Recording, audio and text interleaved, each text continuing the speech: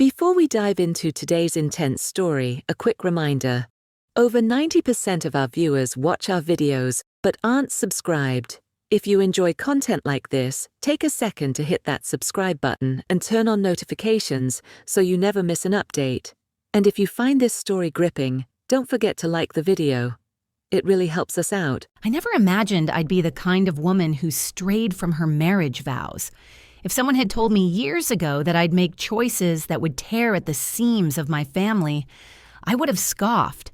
I was the one who always believed in loyalty, in commitment, in holding on through thick and thin.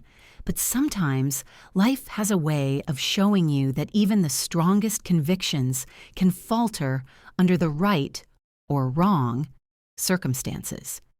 I met Riaz when I was 24.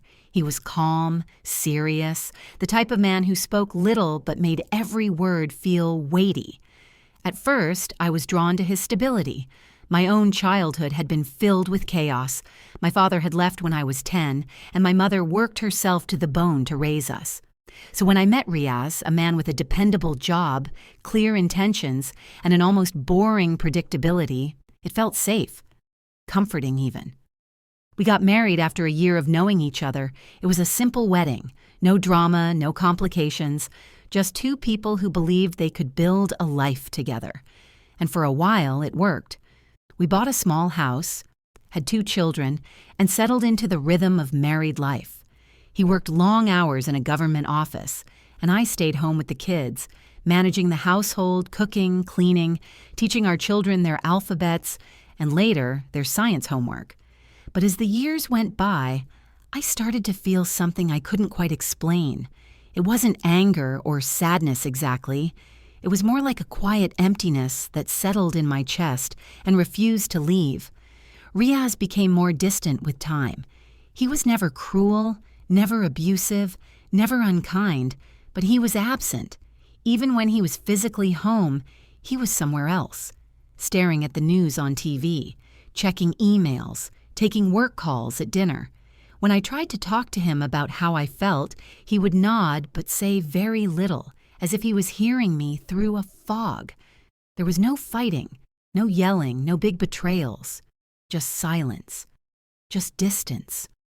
I became a ghost in my own home, present but invisible. It was during this time that I met Kamil. He was the younger brother of my friend Shazia, who had recently moved back into the neighborhood. Kamil was in his late 20s, full of energy, always laughing, always asking questions, always paying attention.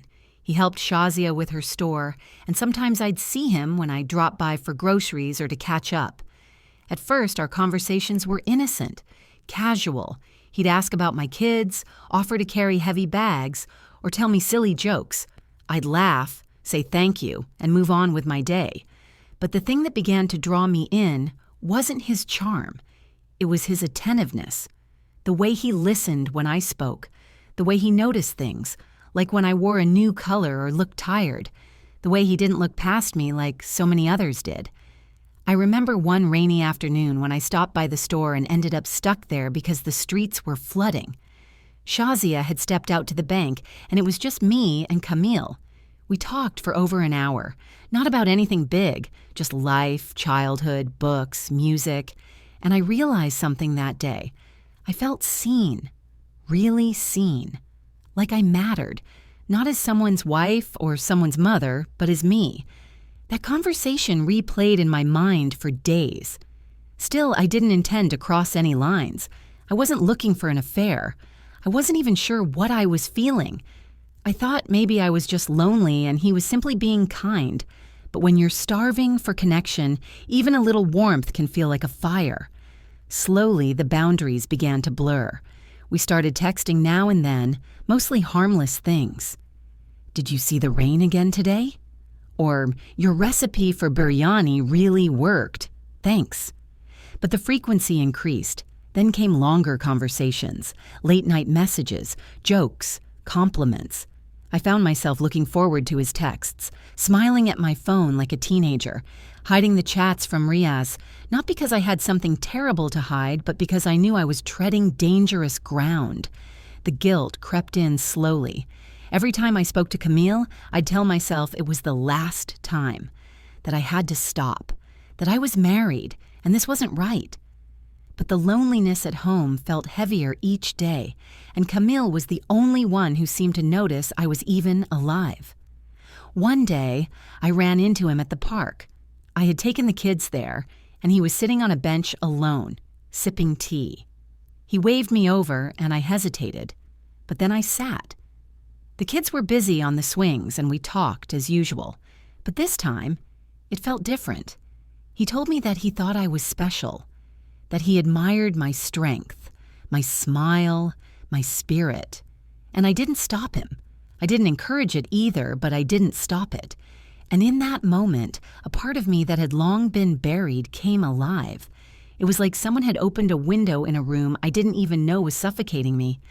That night, I lay next to Riaz in bed, watching him sleep, the man I had shared my life with for 10 years, and I felt two emotions collide inside me, love and ache. I loved him in a distant, dull sort of way, but I also resented him for making me feel like I didn't exist, for not asking me how my day was, for never reaching out to touch me unless it was routine. I wanted to feel like a woman again, not a machine, not a caretaker, not a fixture in a house that ran on autopilot. I didn't sleep that night. I kept wondering how I got here, how I, the woman who always judged others for affairs, had slipped into the very story I used to condemn. Nothing physical had happened, but emotionally I was already cheating. I'd crossed a line whether I admitted it or not, and I knew that unless something changed, drastically and soon, I was going to fall deeper. I thought I could fix things by pretending nothing was happening, that if I just ignored the growing connection between me and Camille, it would fade on its own. I stopped replying to his messages for a few days, gave vague responses when he asked how I was, and avoided the store altogether. I focused on the house, on the children, on being a good wife. I cooked Riaz's favorite meals. I smiled more, tried to bring back the lightness in our conversations. I even asked him to take a day off so we could spend time together. He said he'd think about it. He didn't. That quiet, aching emptiness started creeping back again. It felt heavier this time, as if all the energy I had used to pretend was now draining me dry. I'd lie in bed and stare at the ceiling, wondering how long I could live like this, present but disconnected, surrounded by people yet utterly alone. Camille didn't stop trying to reach out. After a week, he sent me a message that simply said, "I hope you're okay. I miss talking to you." And just like that, all my resistance cracked. I didn't respond right away, but that message sat with me, like a hand gently resting on my shoulder, not demanding anything, just letting me know I hadn't disappeared completely. Eventually, I replied. I told him I was fine, just busy. But once the door was open again, it didn't take long for the flood to return. Our conversations resumed, slowly at first, then daily. We talked about everything and nothing, music, childhood dreams, little frustrations, secret hopes. And while there was still no physical touch, our emotional intimacy deepened with every passing word. I knew what I was doing. I knew the damage this could cause. But the truth is, I didn't want to stop. It felt too good to be noticed, valued, heard. One afternoon, I was sitting on the balcony folding laundry while the kids were doing homework. My phone buzzed. Camille had sent a voice message. I hesitated, then played it. He talked about a song that reminded him of me, then paused and added, "I wish I could tell you in person how much I admire you." I sat still for a long time, my fingers tangled in a shirt, heart pounding in my chest. That night, Riaz came home late. He walked into the living room, barely acknowledged me, and headed straight to the room to change. I followed him, feeling something inside me snap. "Riaz," I said, "can we talk?" He looked up briefly and nodded. "Yeah, what's wrong?" "Nothing's wrong," I said. "That's the problem. Everything feels hollow." He looked at me, confused. "What do you mean?" I mean that we live together, sleep in the same bed, eat the same food, raise the same children, and yet it's like we're strangers. My voice shook a little. When was the last time you asked me how I was really doing? When did you last look at me and see me, not just the wife who cooks and cleans? He sat on the edge of the bed, quiet. I didn't know you felt that way, he said. That's the thing, you didn't know because you stopped asking. And I stopped saying anything because I didn't think it mattered. He sighed, rubbing his face. Work has been stressful. I thought everything was fine at home. Fine isn't enough, Riaz, I whispered. I don't want to be invisible.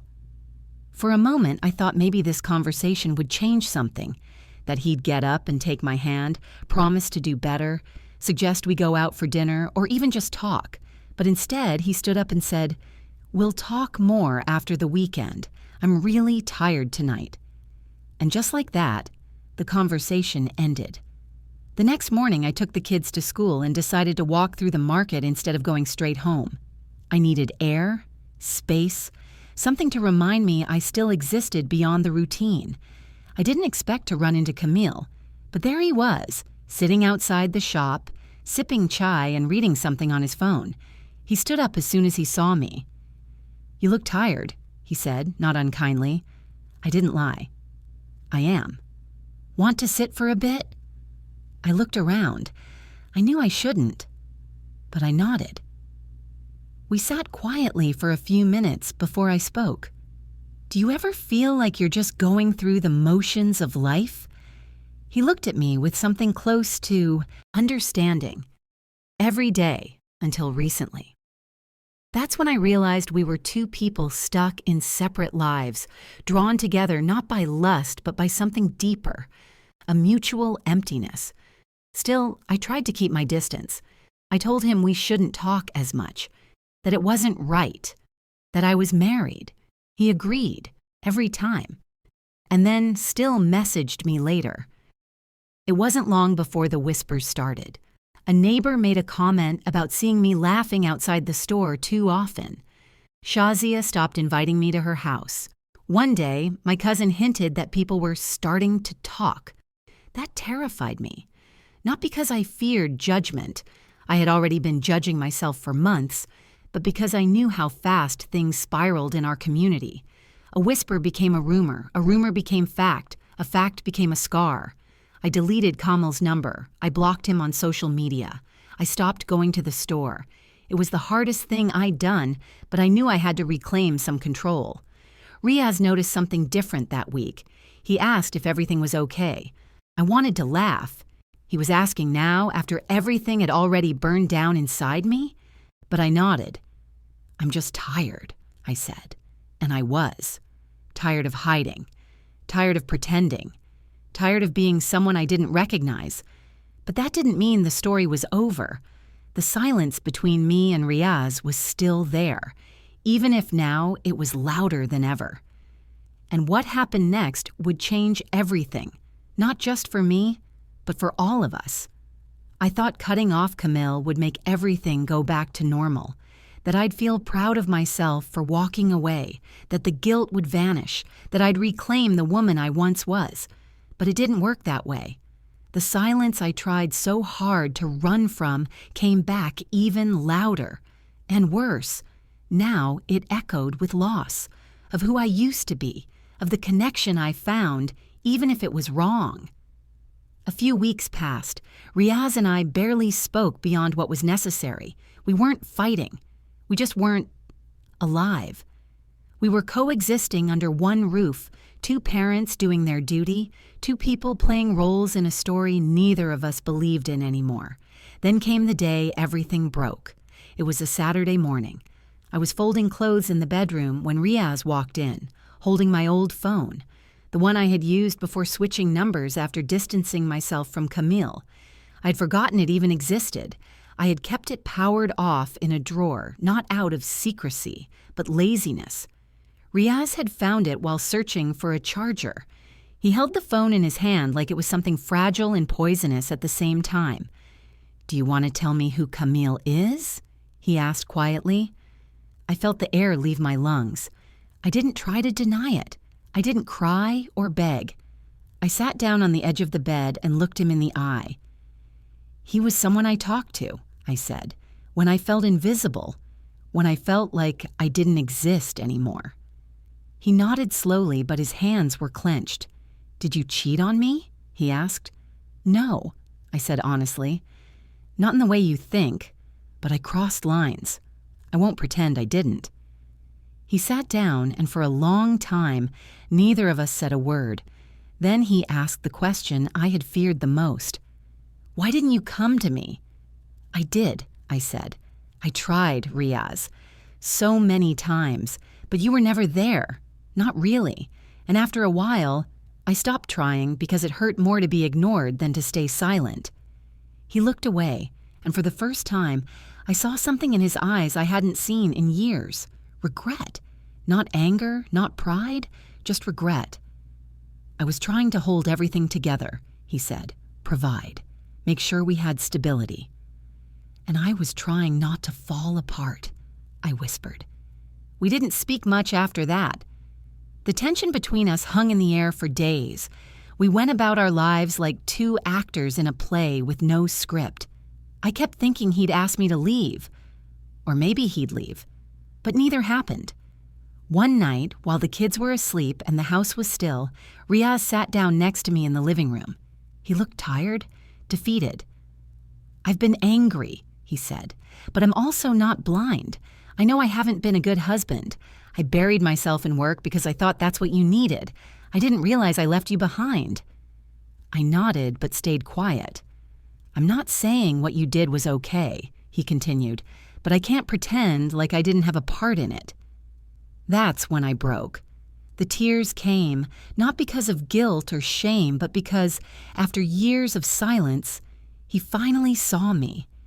We talked that night for hours, really talked, about how we both changed, how we both failed each other, how love had turned into routine, how comfort had become distance.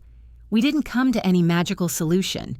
We didn't promise to be perfect, but we promised to try again, not for the children, not for society, but for ourselves, for the people we once were, and the people we still had the chance to become. Healing didn't happen overnight. There were still days when the silence returned. But we made time. We took walks. We had dinner together without distractions. We asked each other how we were doing and meant it. And slowly I began to find pieces of myself again, not in someone else, but in the space we were rebuilding between us. It was hard. There were setbacks, but we chose each other again. Kamal faded into the past. I never reached out to him again, and he never tried to contact me. Maybe he knew it was time to let go. Maybe he had his own life to fix, but I never hated him. I just recognized that what he offered was something I was supposed to find at home, and now I was trying to. Today, when I look at Riaz, I no longer see a stranger. I see a man who faltered, like I did, but chose to stand up again. I see a marriage that cracked but didn't shatter. I see hope, not in the form of perfection, but in the choice to rebuild. I still carry guilt. I always will. But I also carry lessons. That love without communication becomes dust. That attention matters. That silence is dangerous. And that sometimes forgiveness is not just something we give each other, but something we must give ourselves. This is my story, not one I'm proud of, but one I've learned from. And maybe that's the only way forward. Riaz found my old phone. He asked who Camille was. I didn't lie. I told him the truth. I hadn't cheated physically, but emotionally I had crossed a line. He didn't yell, he just looked heartbroken. We talked that night, really talked, for the first time in years. He admitted he'd been distant, buried in work, and I admitted I'd felt invisible. It wasn't easy, but we chose to try again. Not because everything was perfect, but because we both wanted to heal. We started spending time together, being honest, showing up. It was slow, sometimes painful, but real. Camille faded into the past. What stayed was the lesson. Relationships don't die from fights. They die from silence. I still carry guilt, but I also carry strength. Our marriage didn't end. It changed. And this time, we're choosing each other with our eyes wide open,